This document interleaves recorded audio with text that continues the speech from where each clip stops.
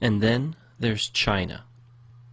Few places in the world are seeing the explosion of God's power like the underground church in China is experiencing. And in the last 60 years, China's communist government has done its best to wipe Christianity off the map. What you are about to see is some of the rarest footage on the planet.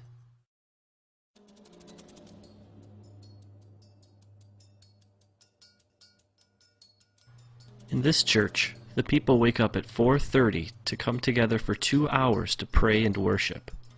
They do this every day.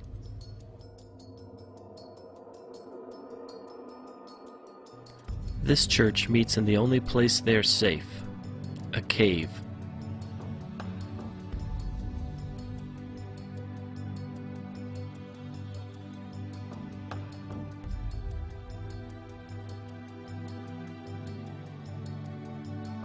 This church meets on a farm, far away from prying eyes.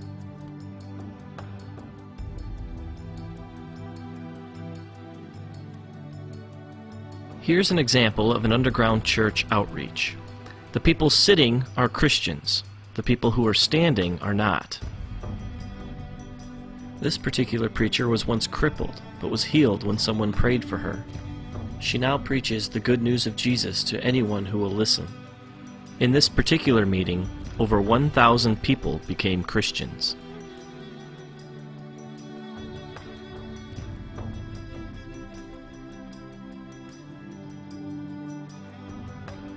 Here Christians cast out demons from an 18-year-old girl.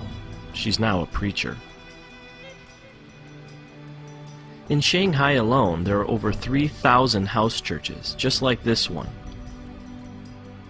One thing Dennis pointed out to me was that most of the underground churches in China are actually led by young people. These kids have all come out of the communist system, and they want nothing to do with it.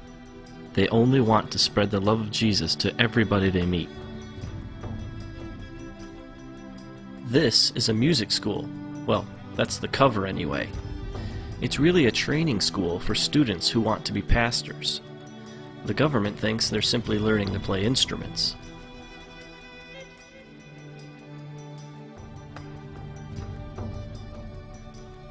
One thing I quickly realized about the Chinese church is that it's a lot different from the American one.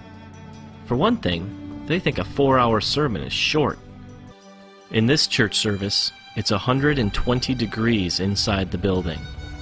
The people meet for 12 hours straight.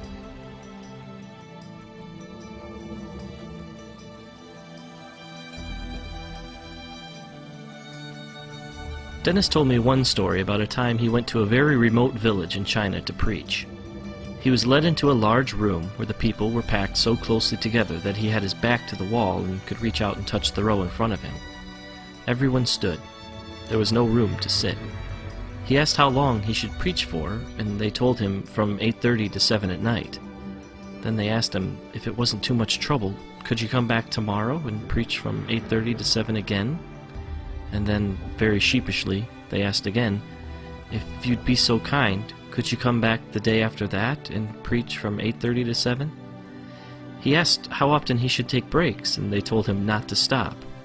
The people will wait. Then he asked them what he should preach on. Everything, they replied, from Genesis to Revelation.